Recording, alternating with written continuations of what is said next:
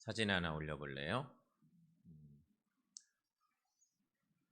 이름은 들어보셨죠? 마틴 로이드 존슨이라고 하는 목사님 사진입니다. 이 목사님은 한국 교회 목회자들에게 지대한 영향을 끼친 몇 분의 대표 목사님 중에 한 분으로 이렇게 기억되는 훌륭한 목사님이죠. 이 목사님이 남긴 유명한 말이 이런 말이 있습니다. 강단에 설 때는 사자가 되십시오. 그러나 내려온 후에는 양이 되십시오. 영혼을 한없이 사랑하십시오. 그러나 그 영혼을 하나님 앞에 인도할 때에는 한없이 가혹하십시오. 동의가 되죠? 이게 1차적으로는 목사에게 하는 얘기입니다. 강단에 서고 뭐 이런 표현이 있으니까 이 얘기를 듣고 저거 틀렸는데 이렇게 말할 그리스도인들은 한 사람도 없고 아마 마음으로 100% 동의가 되는 그런 유명한 말이죠. 그러니까 목회자는 양과 사자의 이미지를 동시에 가져야 된다는 얘기 아니겠습니까? 목회자는 강단에서는 사자같이 외쳐야 하지만 강단에서 내려오면 온유하고 겸손해야 된다. 예수님 닮은 성품 갖는 목사 돼야 된다. 이 두 가지를 겸비한 목회자가 훌륭하다. 이런 얘기입니다. 이거 우리가 100번 이해하고 맞다. 그냥 자동으로 동의가 되지만 목사가 강하게 설교하고 또 내려와서도 너무 강성이다거나 그러면 받아들여지지가 않고 반대 일이 생겨도 또 여전히 안 받아들여지고 뭐 그럴 수가 있는 거죠. 이 두 가지를 겸비한 목회자 돼야 된다. 그런 얘기. 그렇다면 여러분 성도는 어떨까요? 성도도 이 두 가지를 갖춰야 한다고 봅니다. 그건 똑같습니다. 마귀와 싸울 때는 강한 십자가 군사 같은 성도가 돼야 합니다. 그러나 한 영혼을 놓고 기도할 때는 늘 만나고 교제하는 믿음의 형제를 위해서 눈물로 기도할 줄 알아야 합니다. 그게 진짜 성도입니다. 한번 미워하면 끝까지 미워하고 이러면 안 됩니다. 마귀와 싸울 때는 십자가 군사 같은 강한 그런 영적 능력을 소유하고 있지만 누군가를 만나고 사랑할 때는 정말 마음을 다해서 눈물로 기도하고 사랑할 줄 아는 성도 돼야 됩니다. 이 두 가지를 갖춘 목회자, 성도, 하나님이 기뻐하시는 그러한 주의 자녀들이다 하는 것입니다. 오늘 본문의 말씀은 로마서의 후반부 말씀인데 마지막 때를 사는 성도들에게 두 가지를 제시하고 있는 그런 하나님의 말씀입니다. 서신서는 특별히 바울의 서신서는 뒷부분은 거의 100% 하나님의 교회를 향한 성도들을 향한 실천사항 얘기들인 것입니다. 교리적인 말씀은 아멘 아멘 하고 듣다가 뒤에 나오는 그 말씀들을 들을 때 실천이 필요한데 선택적으로 그냥 받곤 할 때가 있는데 오늘 주신 말씀은 두 가지 얘기합니다. 사랑하세요 하는 얘기와 깨어 있으세요 하는 얘기입니다. 오늘 작은 단락 두 가지의 본문을 하나님께 우리에게 주셨는데 바로 그 말씀이죠. 그런데 여러분 굳이 엄밀하게 좀 생각해 보면 사랑하세요라는 이 말씀과 깨어 있으세요 이 말씀은 서로 조화가 안 되는 듯 싶어요. 성경도 물론 단락별로 나눠지긴 한데 사랑하세요라는 이 말씀은 용서하고 공유를 베풀고 관용을 베풀고 또 평화의 모습 성도 간에 조금씩 양보하고 이해하고 하나 되기를 원하는 평화의 모습이 강합니다. 하지만 깨어 있어요, 깨어 있으세요, 이 말은 평온한 그런 건 아닙니다. 책망과 경고의 메시지가 깔려 있습니다. 자기 역할 잘하고 있나? 뭐 이런 메시지이기도 합니다. 마지막 때를 사는 하나님의 자녀들에게 자기 자리 잘 지키고 있는지, 자기 역할 잘하고 있는지 때로는 우리를 깨우고 경고하고 고쳐 세우는 그런 의미가 있다는 것입니다. 그런데 이 두 가지가 종말을 사는 성도들에게 꼭 필요한 말씀이라고 하는 것입니다. 하나만 있으면 안 됩니다. 사랑이 좋은 거지요. 사랑이 아무리 좋다고 해서 마귀도 사랑하고 죄까지도 사랑하면 어떻게 되겠습니까? 사랑하라니 뭐든지 다 사랑해요? 그러면 안 되는 거지. 그러면요, 만약에 그렇게 하면 우리 영혼이 죽습니다. 우리 영혼이 죽어. 마귀도 사랑하고 하고 하나님이 원치 않는 죄까지도 사랑하며 산다면 우리 영혼이 죽어요. 그래서 깨어 있어야 한다는 것이에요. 자기 역할, 자기 자리, 자기 사명 지켜야 한다는 것입니다. 사랑할 때 사랑하고 정신을 차려 깨어 있는 삶을 사시기를 축원합니다. 그러므로 오늘 사랑하며 깨어 있어요라는 말씀을 함께 들으면서 우리 영혼이 깨어나고 주님께 더 가까이 나아가는 은혜가 있기를 축원합니다. 먼저는 사랑하세요라고 하는 말씀. 성경 말씀에 보면 성서가 전하는 마지막 때의 특징이 이렇게 요약해 볼 수 있습니다. 서로 미워하고 사랑이 식어진다. 성서의 말씀 속에 본 마지막 때의 여러 특징 중에 핵심적인 특징, 그것은 서로 미워하는 마음들이 자꾸 생기고 사랑이 식어가. 얼마나 안타까운 일이에요. 그런데 마태복음 24장의 말씀 보시면 주님이 마태복음 24장에서 마지막 때의 현상들을 잘 말씀하시죠. 거기 24장 10절 말씀에 거기 한번 읽어보겠습니다. 그때에 많은 사람이 실족하게 되어 서로 잡아주고 서로 미워하겠으며, 그리고 이어지는 12절 말씀, 거기도 함께 읽습니다. 불법이 성함으로 많은 사람의 사랑이 식어지리라. 아멘. 주님이 직접 주셨던 그 유명한 본문의 말씀입니다. 여기 보니까 마지막 때의 특징, 여러 가지 특징이 있지만 서로 미워하고 사랑이 식어진다. 하나님의 자녀들끼리도 막 미워하는 마음이 많아지고 미워하는 마음이 많으면 사랑이 식어지는 건 당연하죠. 말세의 특징. 주님이 주신 말씀입니다. 그런데 바울이 로마 교회에 편지 써서 여러 가지 교리적인 것을 가르치더니 오늘 본문쯤에 와서 말하는 거예요. 로마 교회를 향해서 강력하게 간절하게 권면하는 말씀이에요. 오늘 본문의 말씀 중에 8절 말씀, 자 함께 읽습니다. 피차 사랑의 빚 외에는 아무에게든지 아무 빚도 지지 말라. 남을 사랑하는 자는 율법을 다 이루었느니라. 아멘. 사랑하세요. 이렇게 권하는 말씀이죠. 조금 말씀 넘어가서 10절의 말씀 보면 끝부분에 8절, 9절, 10절이 한 단락의 말씀 아닙니까? 그런데 이 말씀의 끝부분에 결론이 그러므로 사랑은 율법의 완성이니라. 이렇게 말씀을 맺고 있습니다. 예수님께서 복음 사역을 감당하실 때 예수님이 늘 불편하고 건건이 부딪히고 계속 갈등했던 대표적인 사람이 바리새인들이었습니다. 예수님이 바리새인들을 정말 싫어했습니다. 그런데 그들은 신앙적으로는요,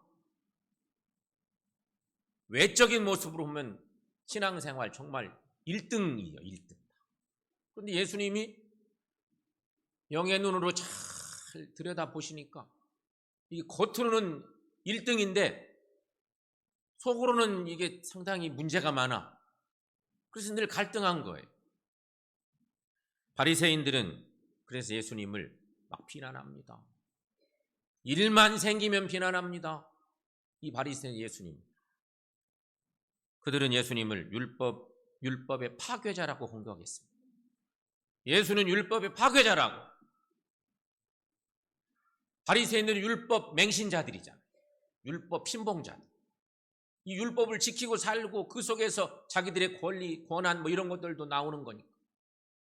예수가 오더니 율법을 막 함부로 이상하게 난도질하고 자기들의 신앙의 자리를 막 뒤흔들어 놓는 거예요. 그러니까 예수님 공격하는 거예요. 율법 파괴자 이렇게 공격했습니다. 하지만 예수님은 우리가 잘 아는 것처럼 나는 율법의 완성자다. 이렇게 말씀하셨죠. 예수님은 하나님을 사랑하셔서 하나님 뜻대로 사셨고 인간을 사랑하셔서 십자가에서 죽으셨습니다. 율법 정신인 사랑을 완벽하게 실천하셨습니다. 그래서 율법의 완성자이시죠. 그렇게 보면 하나님께서 인간에게 주신 명령은 사랑을 하는 것입니다. 사랑하며 살아야 행복과 풍요로움이 넘치게 되기 때문인 것입니다. 사랑하는 여러분, 하나님의 자녀된 여러분, 마지막 때를 살지만 주님의 말씀 의지해서 우리 주님처럼 사랑하며 살아가십시다. 어거스틴은 유명한 이런 말을 남겼습니다. 하나님만 사랑하십시오. 그리고 나머지는 당신 마음대로 하십시오. 우리는 이런 말씀 들으면 뭘 더 생각하겠어요? 마음대로 하라네. 이쪽에 관심이 더 쏠릴걸요? 대부분의 우리들이 그렇습니다. 모양새가. 근데 이 말씀은 그렇지가 않아요. 하나님을 진정 사랑한다면 그 다음은 마음대로 해도 문제 생길 것이 없다고 하는 확신 가운데 한 권면이에요. 진짜 하나님을 사랑한다면, 제대로 사랑한다면 다른 건 문제가 없다는 거지. 정말 하나님을 사랑하는 사람은요, 죽도록 충성하고 헌신합니다. 온유와 겸손으로 긍휼과 사랑을 베풀고 관용하는 삶을 삽니다. 정말 하나님을 사랑하는 사람은 주님을 위해 어떤 것도 아끼지 않고 희생할 줄 압니다. 이게 진짜 하나님을 사랑하는 사람의 하나님의 자녀의 모습이죠. 그런데 여러분, 하나님의 자녀라고 하는 우리들, 성도된 우리들 중에도 주일 성수를 못하고 직분의 사명도 제대로 감당하지 못하는 분들도 있습니다. 또 하나님께 드려야 될 것을 제대로 드리지 못하는 경우들도 많습니다. 하나님의 자녀이면서 하나님을 사랑한다고 하면서 우리가 그렇게 삽니다. 물론 이유가 있겠죠. 하나님, 사실은 제가 이만저만한 이유가 있어요. 이런 형편이 있어요. 이런 아픔이 있어요. 봐주세요. 이유 있죠. 하지만 여러분, 그 본질적인 이유가 뭐겠습니까? 정말 핵심적인 이유가 뭐겠어요? 하나님을 사랑하는 마음이 부족하기 때문에 생기는 일인 거예요. 하나님만 사랑하세요. 나머지는 당신 마음대로 하세요. 여기 중요한 건 내가 정말 하나님을 사랑하고 있나? 제대로 하나님을 사랑하고 있나? 온전히 하나님을 사랑하고 있나? 그거예요. 사랑하는 여러분, 요즘 나는 하나님을 진심으로 사랑하고 있습니까?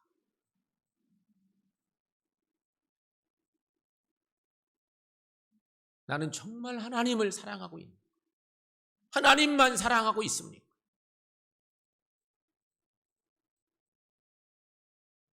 바울은 오늘 본문에서 피차 사랑의 빛 외에는 지지 말라, 이 유명한 권면을 하고 있습니다. 역설적으로 말하면 사랑의 빛은 많이 지라고는 그런 말씀이죠. 사랑의 빛이라면 그거 많이 지라는 거예요. 다른 것보다 사랑의 빛 많이 지라. 로마서 1장 14절에서 바울은 말합니다. 나는 빛인 자라. 이 빛 얘기를 그러고 보니 많이 하네요. 로마서 1장에서부터 나는 빛인 자입니다. 바울은 빛인 자의 의식을 갖고 살았습니다. 은혜와 사랑의 빛을 많이 졌습니다. 바울은 그 빛을 갚기 위해서 열심히 사역하고 사랑하며 살았습니다. 너무 많은 사랑을 받았기 때문에 그 사랑을 돌려주기 위해서 그렇게 살죠. 성도 여러분, 우리도 사랑의 빚진 자의 의식을 갖고 사십시다. 그래야 바울처럼 사랑하며 살 수 있기 때문인 것입니다. 교회에 대한 빚진 자 의식을 가지고 살아가십시다. 그래야 그 교회에서 뿌리박고 충성하고 주님 높이는 삶을 살 수 있기 때문인 것입니다. 사랑하는 여러분, 하나님을 사랑하고 교회와 성도들을 사랑하며 사시기를 축원합니다. 또 한 가지는 깨어 있으라는 것입니다. 깨어 있어요. 깨어 있으세요. 어거스틴 얘기를 하나 더 드려볼게요. 어거스틴은 참으로 많은 방탕 생활을 한 대표적인 사람입니다. 우리가 너무 잘 알죠. 너무너무 많은 방탕 생활을 했어요. 이유는 구원의 길을 찾기 위해서 몸부림친 시간들이 많았기 때문에. 구원의 길을 찾기 위해서 온갖 종교의 문을 다 두드리기도 했습니다. 어느 날 어거스틴은 공원 벤치에서 사색을 하는데, 깊은 묵상을 하며 사색을 하는데 아이들 떠드는 소리가 막 들려옵니다. 공원에 놀이터처럼 생긴 아이들이 막 떠드는데, 떠드는 아이들의 소리가 떠드는 소리를 들리지 않고 잘 들으라, 읽으라 막 이런 음성으로 막 들려온 거예요. 들으라, 읽으라. 애들 떠드는 소리가 전혀 다른 음성으로 들려온 거예요. 하나님을 묵상하는 중. 그래서 얼른 집에 뛰어가서 성경을 펼쳐봤는데 어거스틴의 첫눈에 뜨인 성경 본문이 오늘 본문과 겹치는 유명한 본문이죠. 로마서 13장 11절 이하의 말씀. 너희가 이 시기를 알거니와 자다가 깰 때가 벌써 되었으니 낮에와 같이 단정 행하고 방탕하거나 술 취하지 말며. 이 본문의 말씀이 눈에 확 들어온 것입니다. 이 말씀을 읽고 어거스틴은 회개하고 예수님께로 온전히 돌아왔습니다. 그때 어거스틴이 고백했답니다. 내가 하나님께로 돌아오니 엄마 품처럼 평안했습니다. 진리를 찾겠다고 막 돌아다니고 종교적 방랑을 하고 그랬는데 애들 떠드는 소리가 하나님의 음성으로 들려오고 말씀을 보는 순간 놀라운 회개 운동이 일어나 주님 품에 돌아오는 순간 어머니 품처럼 평안했습니다. 여러분, 오늘 말씀은 죄악에 빠져 헤매고 있는 사람들과 세상적인 재미에 취해 있는 사람들을 향해서 깨어 있으세요 주시는 주님의 음성입니다. 요즘 나는 영적으로 깨어 있습니까?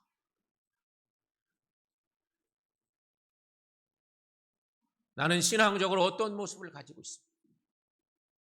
그러면 여러분, 이 주님의 음성을 어떻게 들어야 될지, 오늘 깨어 있으세요 외치시는 주님의 음성을 오늘 말씀을 통해 우리가 어떻게 드려야 될지 찾아봅시다.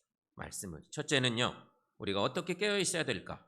첫째는 어두움을 볼 수 있는 눈을 가져야 한다는 것입니다. 12절 말씀에 보니까 어둠의 일을 벗고 빛의 갑옷을 입자. 이런 표현의 말씀을 만날 수가 있습니다. 이것은 어두움의 실체를 분별하는 영적인 눈을 가지라고는 그런 말씀이죠. 방탕하게 살다가 우리 가정이 깨진다는 것을 아는 부부는 정신을 차리게 되어 있습니다. 내가 돈을 펑펑 써버리면 우리 살림이 거덜난다는 것을 아는 사람은 정신 차리게 되어 있습니다. 이렇게 학교 생활하다가는 인생 망친다는 걸 아는 학생은 성실하게 살게 되어 있습니다. 나의 신앙이 잘못된 것임을 아는 성도는 정신 차릴 수 있습니다. 여러분, 이렇게 판단하고 분별할 수 있는 눈이 있어야 합니다. 그래야 정신 차릴 수가 있다는 것입니다. 이 눈이 뭐냐? 영적인 지혜의 눈인 것입니다.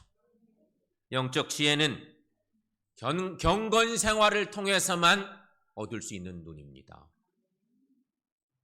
세상과 죄악에 묻혀 살지 말고 경건 생활 하시기를 바랍니다. 그래서 어둠을 볼 수 있는 눈을 소유하시고 하나님께 더 가까이 나가는 깨어있는 성도들 되시기를 축원합니다. 두 번째, 우리가 어떻게 깨어 있어야 될까? 단정히 행해야 한다는 것입니다. 13절 말씀을 보면 낮에와 같이 단정히 행해라. 이런 말씀을 볼 수 있죠. 단정히 행하라는 말은 그냥 복장을 단정히 하라는 얘기가 아니에요. 단정히 행하라는 것은 영적으로 무장하라는 것이에요. 영적으로 긴장하라는 얘기예요. 이것이 깨어있는 사람의 모습이기도 한 거죠. 이런 말도 있죠. 강도들이 어느 집에 들어가서 집에 딱 들어가잖아요. 훔치러 온 강도라도 집에 들어가서 보면 그 집에 신발이나 이런 것들이 막 함부로 되어 있고 집이 막 난장판인 집은 강도도 우습게 본대요. 아, 이 집은 형편없는 집이구나 생각해서 강도질을 마음대로 한다는 거죠. 도둑질을. 근데 어느 집에 들어갔는데 신발도 정리정돈이 잘 돼 있고 질서정연한 거야. 집이 정리정돈이 너무 잘 돼 있어. 그러면 이 집 식구들은 이 보통 내기가 아니구나 싶어서 긴장한다는 거예요. 도둑질을 잘 못해. 마찬가지예요, 여러분. 마귀도 마찬가지랍니다. 마귀란 놈. 하나님의 것과 내 것을 구별할 줄 아는 사람을 마귀는 무서워합니다. 예배드릴 것을 알고 예배를 드리고 봉사할 줄 아는 봉사하는 사람, 마귀란 놈은 무서워합니다. 기도할 줄 알고 기도하는 사람을 무서워합니다. 선과 악을 구별할 줄 알고 하나님의 뜻이 무엇인지 아는 성도들을 마귀는 무서워한답니다.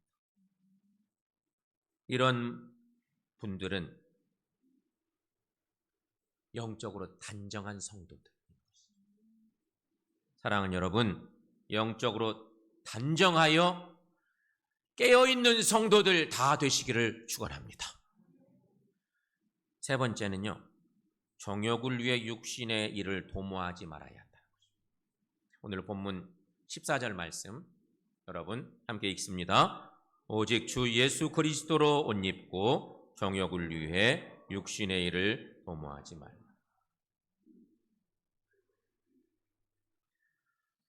요즘 20, 30대 젊은이들에게 유행하고 있는 한 열풍이 하나 있다면 그것이 헬시 플레저라고 합니다. 헬시 플레저.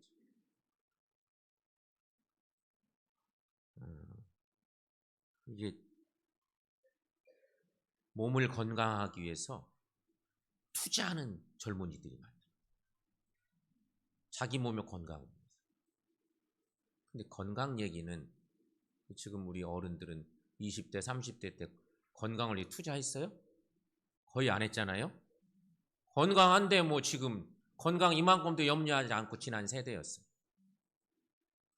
한 5, 60막 넘어가고 그럴 때 아이고 이제 몸이 좀 이상하고 그래야 건강 때문에 신경 쓰고 그런 건데 지금은 20, 30대가 건강 열풍이 불었어요. 요즘 현상이에요. 근데 그 뒷얘기를 들어보니 좀 씁쓸해요. 젊은 친구들이 미래가 불확실하다고 느끼는 거예요. 이렇게 가만히 그냥 형상적으로 이렇게 살기만 해도 그냥 여러 가지가 변화되어서 어느 시기에 뭔가를 얻고 어느 정도 자리에 올라가고 안정되고 이러면 좋은데 그러지 못한 거예요. 불안해 너무너무. 그래서 헬시 플레저 열풍이 불고 있다는데 미래가 불확실하니 건강밖에 믿을 것이 없다 싶어서 이런 열풍이 일고 있대요. 한 세대 정도 차이 속에 한 세대 전에는 있을 법도 없는 일 같은 일이었는데 지금 그런 일이 불어. 그러면서 바디 프로필 사진이 유행해. 여러분 그런 거 안 찍어봤잖아. 근데 요즘 젊은이들은 엄청나게 운동을 해서 몸짱 만들어서 사진으로 막 남겨. 그게 열풍이에요. 그게 연결된 열풍이에요. 이 뒷모습을 생각하니 좀 마음이 아파. 건강을 위해서 보약도 많이 먹고 어른들을 그러죠 뭐. 해마다 보약을 먹는 분들도 계시기도 하고 운동을 하는 분들도 많이 계시고. 여러분 왜 건강을 챙기십니까? 왜 건강을 챙기십니까? 우리 다 요즘 젊은이들은 그런 세태의 건강을 챙기고 있고 어른들은 안 챙기면 안 되게 생겨 건강을 챙기는데 왜 건강을 챙기십니까? 응? 왜 건강 챙겨요? 한 번에 가려고. 정말 건강하게 살다가 뭐 9988 뭐 지금 뭐 있는데 그래요. 그것도 좋은 일이긴 한 것 같네요. 근데 여러분 왜 건강을 챙기시나? 성도인 우리는 하나님의 일을 더 많이 하기 위해서 건강해야 합니다. 이런 신앙의 목적이 우리에게 있기를 축원합니다. 왜 돈을 벌려고 하십니까?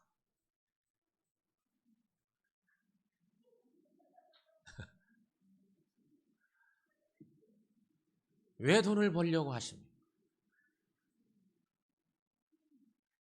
호의호식하며 다른 사람들에게 나의 부를 자랑하기 위함입니까?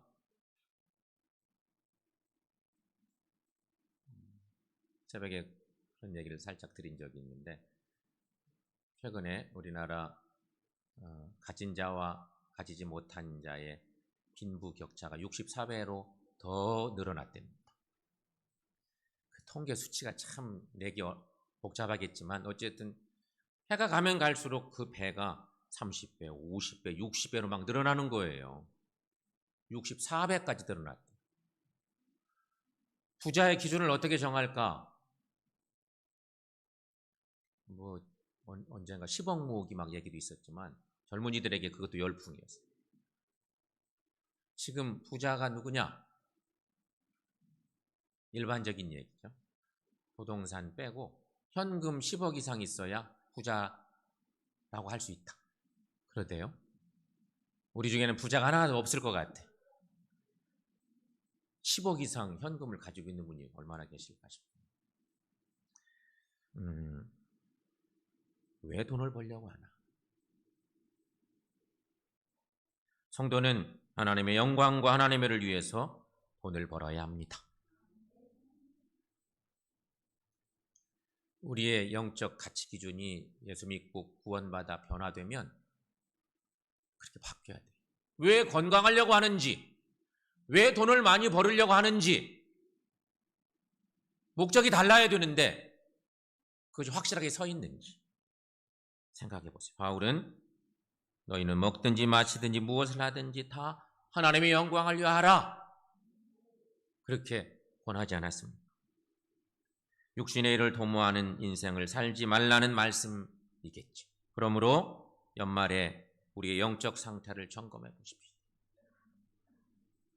나의 예배 생활 어떤지, 나의 기도 생활 어떤지, 나의 헌금 생활 어떤지, 나의 봉사 생활은 어떤지 주님 앞에 나를 돌아볼 필요가 있다는 것입니다.